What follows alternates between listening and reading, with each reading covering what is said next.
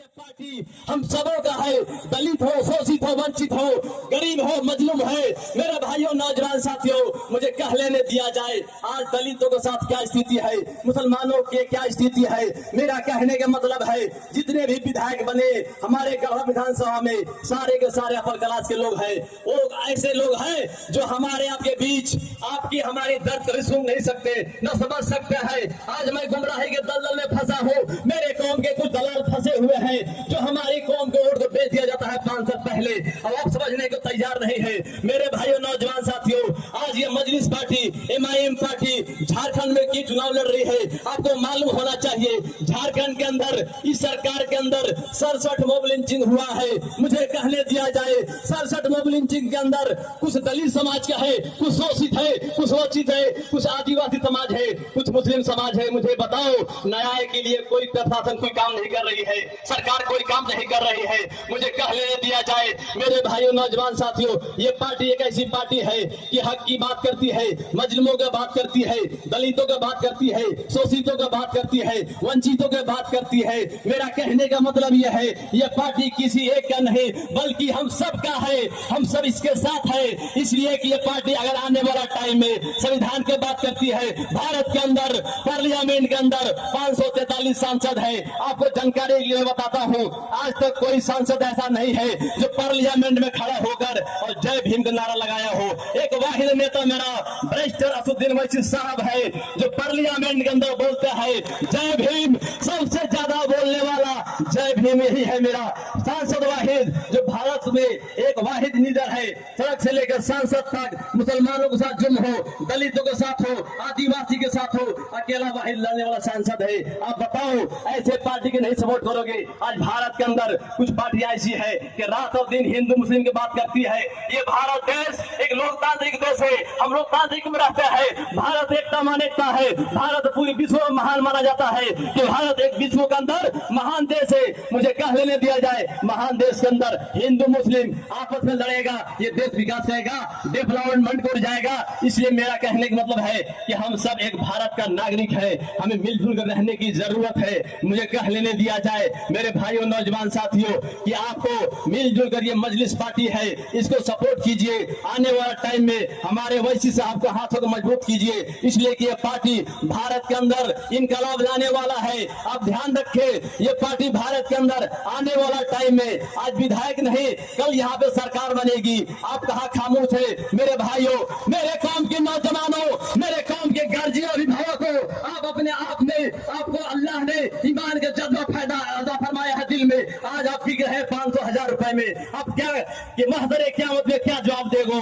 मेरा कहने का मतलब डरो मत। आज हमारी समाज डरा हुआ है। कहा गया है कुल्लु नफ्सिन जायकातुल मौत, एक ना एक दिन दुनिया में जितनी भी जानदार चीजें है उसे मौत आनी है।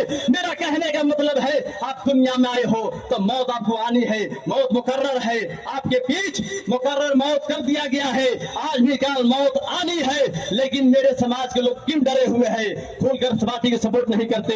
बड़े बड़े लोग पैसे के आगे बिक गए हैं। मेरे भाई, सब कुछ बेच दो, ईमान मत बेचो। मेरा कहने का मतलब है मरने से मत डरो। मेरा सबसे पहला को मालूम होना चाहिए कुल्लू नफ्सिन जायकातुल मौत, एक न एक दिन दुनिया में जितनी भी जानदार चीजें हैं उसे मौत आनी है।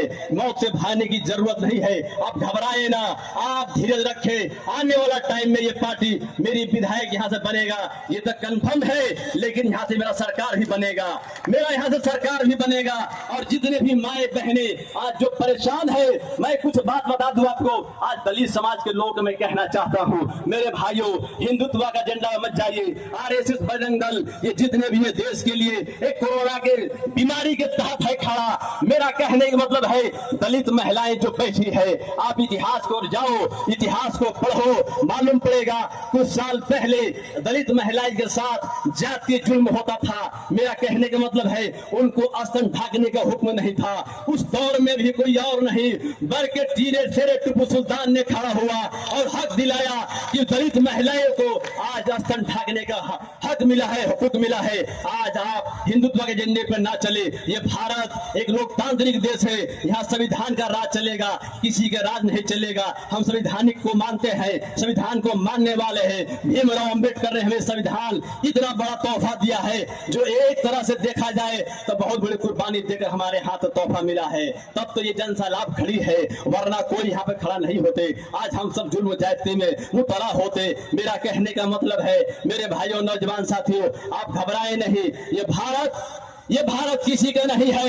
ये भारत संपूर्ण भारत मूल निवासियों के 85% लोगों का है। आप कहाँ है? 15% लोग राज कर रहे हैं हमारे ऊपर और हम उनकी गुलामी कर रहे हैं। आप कहो कि ये गुलामी से मैं हटूंगा, ये गुलामी को मैं तोड़ूंगा और गुलामी को हटा दो। मैं कहता हूँ कि आप 85% मूल निवासी हैं, वो एक प्लेटफॉर्म पर खड़ा हो जाइए। मैं जान लेंगे भारत में कोई अत्याचार हो जाएगा। कौन कहता है आजादी के जंग में जाइए? आज इंडिया गेट पे लिस्ट लगी हुई है, जाकर पढ़े। 95,000 लिस्ट लगी है, वो तो 63,000 लिस्ट हमारी मुसलमानों समाज का है।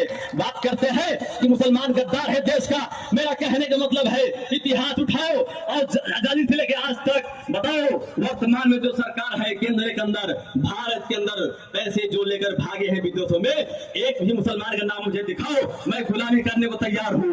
कोई मुसलमान नहीं है जो भारत को पैसा लेकर विदेश गया हो। आज कहता है कि मुसलमान गद्दार है, मुझे कह लेने दिया जाए।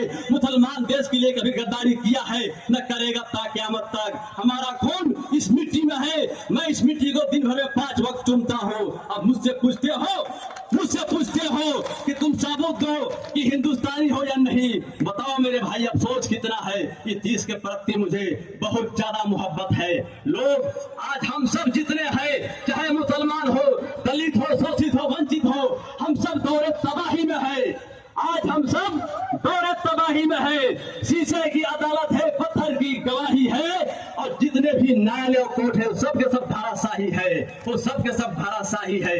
मेरे भाइयों, नौजवान साथियों, मैं आपसे आग्रह करता हूँ, अपील करता हूँ। बहुत सारे वक्ता हैं कि आज बहुत सारे वक्ता पड़े हुए हैं, समय को काफी किल्लत है, नहीं तो मैं अपनी स्पीच तो काफी करता, क्योंकि मैं जो बात बोलता हूँ मैं यहाँ से बोलता हूँ, यहाँ से नहीं। जो बात मैं बोलता हूँ दिल से बोलता हूँ, इसलिए कि मेरे पास ईमान का दौलत है। मैं दुनिया में जब तक जिंदा रहूंगा तो ईमान पे कायम रहूंगा। मेरे भाइयों, नौजवान साथियों, अपने दिल पे हाथ रखकर आप कह दो कि यहाँ पे जितने पार्टियां हैं, कोई मुसलमान का अगर रहनुमा है तो मुझे बताओ, कोई हमारे वाला है तो बताओ। सर लोग लिंचिंग होने के बाद कोई सवाल नहीं करता है, और आप कहते हैं कि नहीं ये नहीं वो। इसलिए आप आइए मजलिस को, और समय का किल्लत है, मगर फिर भी मैं आखिरी बात कहकर जाऊंगा कि पल को झुकाकर सलाम करता हूँ, पल को झुकाकर मैं सलाम करता हूँ, और अपनी दुआएं आप सभी के नाम करता हूँ।